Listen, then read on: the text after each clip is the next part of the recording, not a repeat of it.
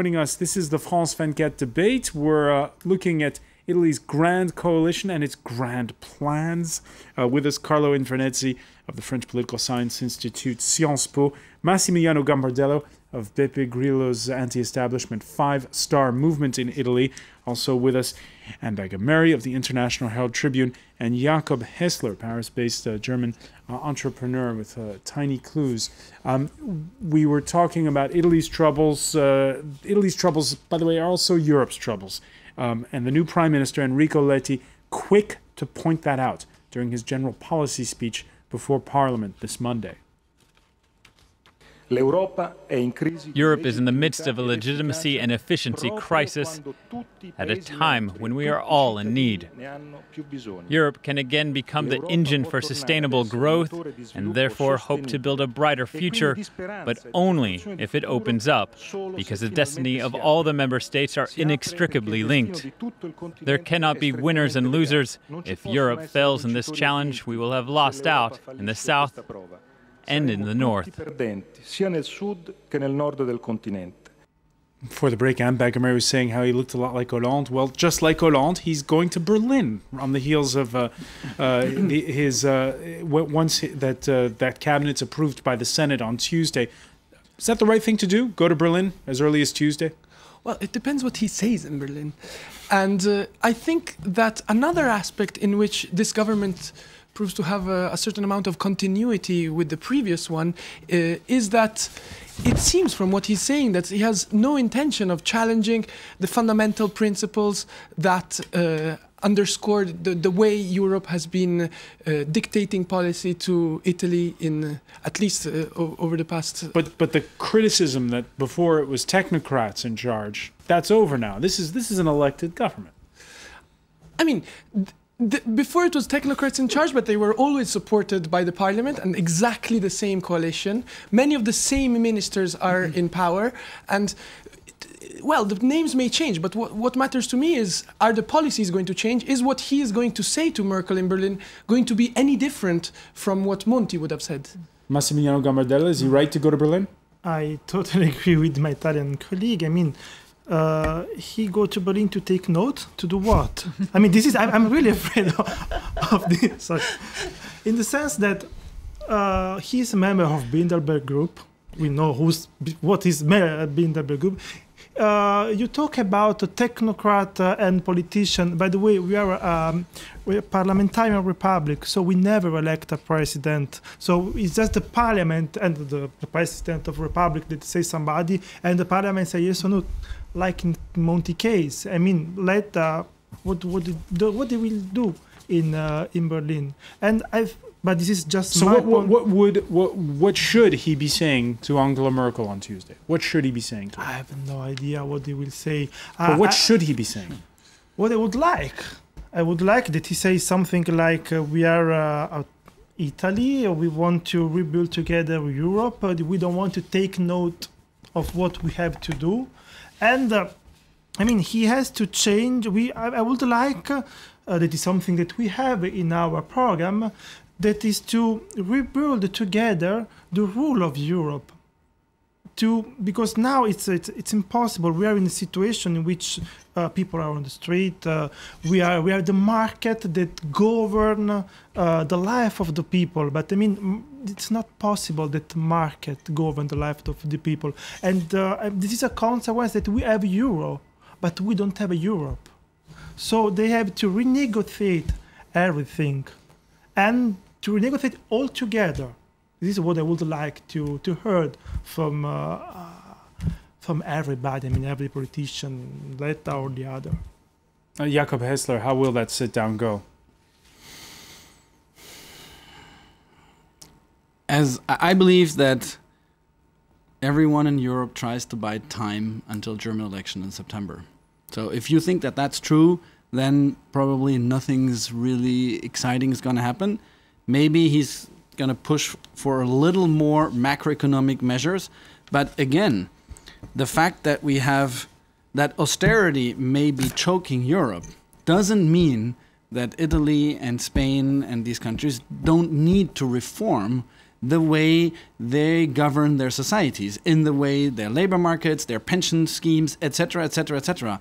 There is a unfortunate, I find, an unfortunate amalgam between, if you're against austerity, it means you are for the freewheeling spending policies of the past that are really the ones that have gotten the countries where they are. I mean, the fact that if you remember, if you were only able to collect half of the tax that Italian taxpayers owe to the state, you wouldn't have a budget problem. Now, why is it apparently impossible? And it's very hard to explain to a German middle-class family where the tax is taken right every month before they even receive them. Yeah, it's taken at the source. How do you explain to them that they should be paying more taxes? And at the same time, how can they be solidary with Greece and Italy? And they should be, and there should be solidarity. And I think there needs to be a lot more. We need to get more into the details of some of these things and how they work, I think. And Begamari, you're just back from Italy. Yes. Do you get the sense that there's reform fatigue, or do people understand the message that Jakob Hessler is making? I think it's a very unscientific sample, but I think Italians would like this to be an Italian solution on Italian terms. I think that with Letta going to Berlin to talk to Mrs. Merkel, I think that it's probably fine. He's got to come to Paris. He's got to go to London. He's got to meet his colleagues now. But to go to Berlin to be lectured to is probably not something that will go down well with anybody. And Mrs. Merkel likes to lecture. I mean, we've seen that. She's still lecturing. So my sense of the people that I've talked to is that Italians are ready for a little self-determination. I'm not sure that they quite understand. I mean, people I've talked to are actually a little bit nostalgic for Berlusconi. They didn't like Monti. They were very disappointed in Monti. I think maybe the expectations were that Monti would fix everything, and he didn't, and so he had farther to fall than Berlusconi did. I think there are people who are actually pleased that Berlusconi is in the government again. They liked some of what he did. They've forgotten the bad stuff. So there may not be a strong sense that of the way things are going to go forward, but I do get the sense that the Italians would like to decide their future for themselves. Carlo and Venezia. No, so I fully agree with what you just said. I think one of the points we didn't mention in discussion earlier is that apart from Grillo, the other big victory or the other big victor of this government is precisely Silvio Berlusconi, who is going to have it both ways. He's going at the same time to be able to govern. Angelino Alfano is the vice prime minister, and to pretend he's going to be in opposition and therefore play the same trick he played on Monti and probably win the next elections. So I agree with you that, and this is reflected in Italian public opinion. On the other hand, I wanted to get back to one of the points that you raised before, because if I understood correctly, you said at one point that what got us into this crisis to start it was crazy spending. Maybe I have a different interpretation, because it seems to me that it's precisely many of what people calling for reforms today want to, which is deregulation, financialization. This seems to me much more important in explaining why we got into the crisis than... Did you have any? Did you have any? Look at what Berlusconi did. He was elected on a quote-unquote liberal economic platform. Nothing of all of this materialized. The economy hasn't changed. He just continued spending. Yes, he did the same thing that some American presidents like to do, which is he slashed taxes and then continued to spend the way before. So maybe he didn't spend more than his predecessors. But if you lower taxes for your buddies and for your friends, well, and you don't change your spending, the gap increases. And that's just irresponsible. And if the Italian population says, in the end, ends up re-electing Berlusconi, then no Europe can ever help them. Then they really have to get out of that themselves. Because, how can you... Well, I'm not Italian, so I shouldn't judge. But how can you vote for someone who's ruined this country with a series of unkept promises, of lack of any personal integrity and any economic competence? If it were the guy if he'd done anything great, but nothing. Talk to any serious business leader in Italy, the ones I know, the bankers, the industrialists, none of them would say that he has the economic competence it takes to lead Italy out of that crisis. I don't know who has it. I think the problem is that if you have a technocrat like Monti, you don't have the political competence, so it doesn't matter if you have any economic competence. So it's. I hope for the next generation. I think it's not the next generation. The mayor of Firenze is the next generation. Now, yes, he's a populist and all this, but let's see.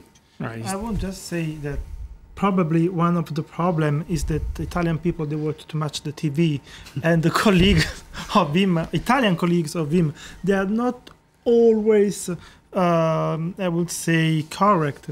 They say astonishing stuff in TV, and now we talk about IMU, that is the law, the tax, the property tax law. Exactly. Before it was called ICI, and Berlusconi promised, I will remove ICI, and after they put IMU. After Berlusconi say, I will remove IMU and I will give you back your money. So in the TV, you have too much people that saw something like this. Why? Because Berlusconi controlled the TV. And I will just give you an example of the problem that we have in Italy.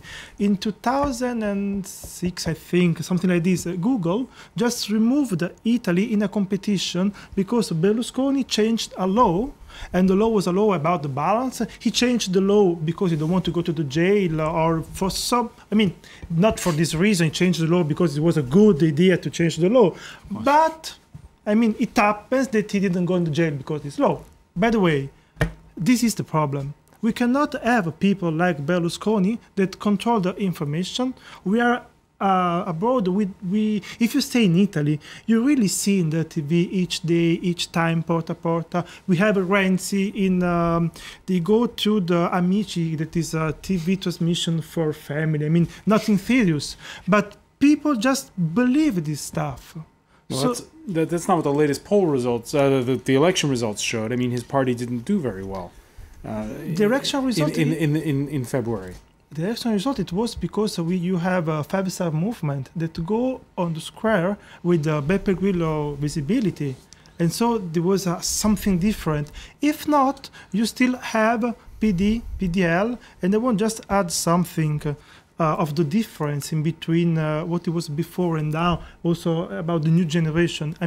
I suppose that when you talk about new generation, you talk about five-star movement, but also new people that go into the other party. Yeah, of course. And I will call this like a five-star movement effect, because they were obliged to change something in their party. They were obliged to put young people, right. And it was five-star movement that obliged to do it.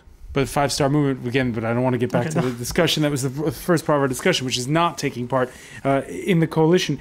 There is this idea, when you looked at the French press this morning, Anne Bagamary, that somehow Italy would signal that fight back from the left, which the French aren't seeing. In fact, just if I could just say, over the weekend in France, the local news here has been fighting that's been going on within the ruling Socialist Party over whether to tone up the tone with the German Chancellor, President Hollande, talking about amicable tension. The Speaker of Parliament, though, prefers to call it just tension, quote, and if needed, confrontation. Claude Barthelone saying France must be able to battle the view of the European right because it brings to bear too high a cost for democracy with the spread of a certain populism in Italy and even in France. More than 75% of German exports are in Europe, 50% in the Eurozone. Can it continue to bankrupt all its customers?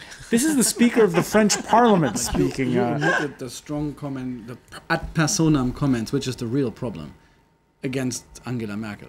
The real issue that people have is not to have a debate about what Germany should do or should not do. It is that he personalized this debate, and that when it comes from a major party, from the president of a parliament of a major European country, that is considered at the least undiplomatic, and it's just not very helpful. It's not very helpful because everyone will now focus on these matters of form, and we will not debate the questions of what the content is. What is the content we're talking about? And that has not helped anyone. I think it's just, Hasn't helped anyone, or is it going to bring to a head a lot of important discussions, most notably interest rates on this continent, which many feel are not going in the right direction to helping spur growth. Well, the ECB meets on Thursday, and the betting is they're going to cut 0.25 percentage points. They're going to take it down to 0.50, which is another record low. Finally, they're going to do that. No, I don't. I tend to agree that personalizing the conflict, the actually fairly healthy political tension between France and Germany, if you want to look at them on either side of the responsible countries in the debate, personalizing that is a kind of a rookie mistake. I mean, you don't do that if you're a seasoned politician. And I suppose the rap on the Hollande government is, despite the fact that these are all people who've been formed by the system, they really don't have much experience running a government. The other thing you can see in the way the Hollande government is conducting itself, and I think this partly explains some of the attraction of groups like the Five Star Movement, is there's a sense here in France, especially since the affair of the budget minister, Jérôme Cahuzac, who had to resign because he'd been lying about his Swiss bank account. There's a sense that the Hollande government is not being frank with the people. And let's leave aside the fact that politicians are never 100% frank. This is the problem with But Beppe Grillo at least gave the impression that if he thought it, he said it. And he'll take whatever rap there is, but he is at least being frank and direct with the people. I think that was probably very attractive. So what influence do Italy's elections have on the way France deals with Berlin? Probably none. Probably not. I can't imagine that the Hollande government is going to be influenced by what Italy does. I think France sees itself as exceptional in many, many ways, politically, economically, culturally, socially. And it has to be part of this experiment called Europe, because otherwise none of them would survive. None of us would survive. But I really am not positive that, I'm sure that Hollande is taking note of what's going on in Italy. I mean, he's been talking about growth versus austerity for a long time, injecting a little growth. He just hasn't been very good at doing it. And let's not forget, Letta is talking about it now, but he hasn't shown us how he's going to do it. So I think it's a little too early to say that Italy's leading the charge and that France will have to respond. Let's wait to see the charge first, and I still don't think France is going to respond. All right, and it all begins with that first trip by the new Italian Prime Minister to Berlin on Tuesday. Anne Bagameri, I want to thank you for joining us. I want to thank Carlo Invernizzi, Massimiliano Gambardella, and also Jakob Hessler for being with us. Thank you for joining us here in the France 24 debate.